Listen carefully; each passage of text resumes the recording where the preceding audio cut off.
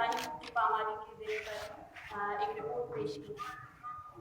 हम देखते हैं कि एक तरफ रियासती बयानिया है और एक तरफ मजलूम का बयानिया है। रियासती बयानिया ये कहता है कि बलूचिस्तान एक पुरअमन इलाका है। रियासती बयानिया ये कहता है कि बलूचिस्तान सरसब्ज़ व शादाब है। रियासती बयानिया ये कहता है कि बलूचिस्तान के लोग मेहमान नवाज है, गोश्तखोर है, उनके लिए बलूचिस्तान की तारीफ बस यहाँ तक महदूद है। रियासती बयानिया ये कहता है कि पाकिस्तानी फौज और बलोच अवाम भाईचारा एक दूसरे के साथ शाना बशाना खड़े हैं। रियासती बयानिया ये कहता है कि पाकिस्तानी फौज ने बलूचिस्तान को तरक्की दी है। रियासती बयानिया ये कहता है कि पाकिस्तानी फौज की वजह से ही बलोच जो है जिंदा है और अभी तक इस रूए ज़मीन पर सांस ले रहे हैं। और एक तरफ मजलूम का बयानिया है, वो बयानिया है जिसे कोई जुटला नहीं सकता। ये वो हकीकत है जिसे कभी भी कोई जुटला नहीं सकता। रियासत अपनी तमाम मशीनरी को इस्तेमाल करके भी बलूचिस्तान में होने वाले उसके जो इंसानी हकूक़ की खिलाफ वर्जियाँ हैं उसको छुपा नहीं सकती है। मजलूम का बयानिया ये है कि उसकी ज़मीन जल रही है, बलूचिस्तान जल रहा है। बलूचिस्तान में लोग अपनी बका की जद्दोजहद लड़ रहे हैं। बलूचिस्तान के लोगों को जिंदगी जीने का हक नहीं है।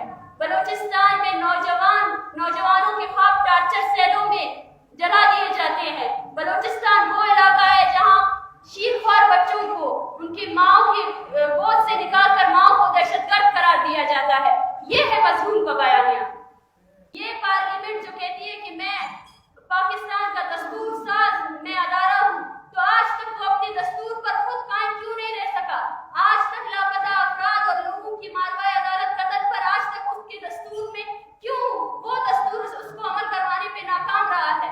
पाकिस्तान की अदलिया ये कहती है कि वो इंसाफ के उस पर बनी हुई है, तो पाकिस्तान की अदलिया में जितने लापता अफराद के केसेस दर्ज है उनकी लाशें फेंकी गई, क्यों उस अदलिया ने कोई एक्शन नहीं लिया? पाकिस्तान की वो अदलिया जो कमीशन बनाकर उसके सरबराह बनते हैं और उन्हीं लिस्ट में से जब लोगों को मसकशदा लाशें फेंकी जाती है तो वही अदलिया खामोश क्यों हो जाती है? ये है पाकिस्तान और उसके अदारे। नाज़रीन,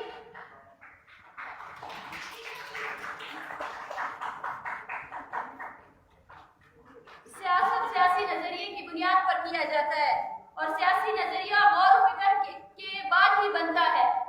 आज एक सियासी वर्कर होने की हैसियत से मैं कहती हूँ कि हमें अपने अंदर, क्योंकि एक आल पार्टी कॉन्फ्रेंस है, यहाँ बलूचिस्तान में सियासत करने वाली तमाम तंजीमें मौजूद है और मेरे सामने वो माएँ बैठी हैं, वो नौजवान औरतें बैठी है जो ना बेवा है ना वो शादीशुदा है। उनके सामने हमें एक सियासी जुर्रत का मुजाहरा करना चाहिए। आज बलूचिस्तान में लापता अफराद का मसला एक सियासी एजेंडा बन चुका है। जैसे पंजाब में अगर किसी को इलेक्शन जीतना हो तो वो कश्मीर की आज़ादी का डिमांड करता है, उसी तरह आज बलूचिस्तान में लापता अफराद के मसले को सिर्फ और सिर्फ एक सियासी एजेंडे के तौर पर इस्तेमाल किया गया है। एक बेबसी सी है, एक घुटन सी है हमारे अंदर। देखिए तो सही, हम जीना भूल चुके हैं। ये हमारे लिए एक मामूल बन चुका है। यहाँ लोगों का लापता होना हमारे इससे खत्म हो चुकी है। लोगों की लाशें देखकर हम बेइज्जत हो चुके हैं। हम ऐसे बन चुके हैं कि हम बस अपनी बारी का इंतजार कर रहे हैं और अब हमारे लिए ये अलमिया है कि हम अब ये सोचते हैं कि शायद मेरी मौत जो है ना आसान मौत हो जाए। अब बलूचिस्तान का हर नौजवान, उसकी औसत उम्र जो है ना, एवरेज एज, अगर वो जिंदा रहेगा तो वो 20 साल, अगर वो 20 साल के बाद एक दिन की जिंदगी करेगा तो बलूचिस्तान में सबसे ज्यादा खुशनसीब बंदा वही होगा। आज हम इस बात के लिए हैरान हो रहे हैं कि शायद मुझे ये पाकिस्तानी फौज आज मेरी जिंदगी का तायुन या हम सबकी जिंदगी और मौत का तायुन वही कर रही है। और आज हम सब इस बात पर हुए कि वो क्या मुझे आसान मौत देगी या तड़पा कर मारेगी। जैसे उसने हजारों और सैकड़ों जो बलोच है उनकी मसकशुदा लाशें फेंकी है, शायद वो अपनी मौत के लिए तड़पे होंगे तभी उन्होंने उसको मारा होगा। तो ये जैसे फैनन कहता है, जैसे सूरत खान मरी अपने तमाम जितने उन्होंने राइटिंग्स की है उन्होंने यही कहा है कि हमें कोलैबोरेटर्स को पहचानना चाहिए। अगर आपकी पार्लियामेंट, आपकी अदलिया में बलूचिस्तान के मसले का हल नहीं है, इंसानी हकूक़ की जो पामालियाँ हो रही है उसका हल नहीं है, तो आप अब तक क्यों रिफॉर्मिस्ट होने का दावा किए फिरते हैं? आए और अमल करें। कब तक सियासी बयानात तक अपने आप को महदूद करेंगे? कब तक इन माओ के जज्बातों के साथ खेलते रहेंगे? मत दें हौसले।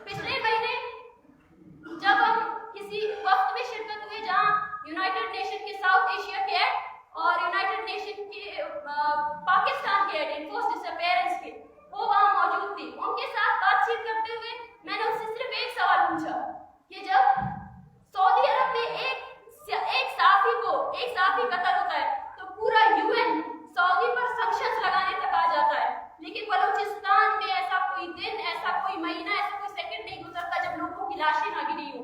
तो वहां यूएन क्यों खामोश रहती है? वो जवाब मुझे जिंदगी भर याद रहेगा जब उस कन्वीनियर ने कहा कि यूएन कोई फौज नहीं है, यूएन की कोई फौज नहीं है कि वो जाकर किसी की फौज को जुल्म करने से रोक सके। यूएन सिर्फ और सिर्फ उनसे रिक्वेस्ट कर सकता है। आज जो रियासत जमहूरी होने का दावा कर रही है, मैं उनसे पूछती हूँ कि 2010 से लेकर आज 2022 तक क्यों यूएन के वर्किंग जो ग्रुप एंड फोर्सेस अफेयर्स को उनको आने की इजाजत नहीं दी गई? यूएन की औकात ये है कि उसका वर्किंग ग्रुप रिक्वेस्ट भेजता है पाकिस्तान को, भाई तुम्हारे बलूचिस्तान में जो तुम्हारा सूबा है वहां जबरी गुमशुदगी के केसेस रिपोर्ट हो रहे हैं, मुझे इजाजत दो कि मैं आऊं। जब एक अदारा इजाजत के बगैर आपके सूबे में आ नहीं सकता है तो वो क्यों आपको इंसाफ देगा? क्यों हम लोग इस खाम ख्याली में अभी तक कि कोई दूसरा आकर हमें इस जुल्म से निजात दिला सकता है? इस जुल्म से निजात तब हो सकता है जब हम सब लोग अपनी आंखें खोले, अपनी बारी का इंतजार ना करें और अमल की तरफ जाए। मैं इस पर कोई लंबी चौड़ी तकरीर नहीं करूंगी, किसी को भी ये कहने की कोई जरूरत नहीं है कि बलूचिस्तान को कौन मान रहा है और बलूचिस्तान में इंसानी हुकूक की पामालियां किस हद तक है। जिस फर्द ने भी यहाँ पे अपनी आंखें खोली है वो खुद गवाह है, वो खुद सबूत है बलूचिस्तान में बलोचों पर होने वाली नस्ल कुशी का, और हम जानते हैं हमारा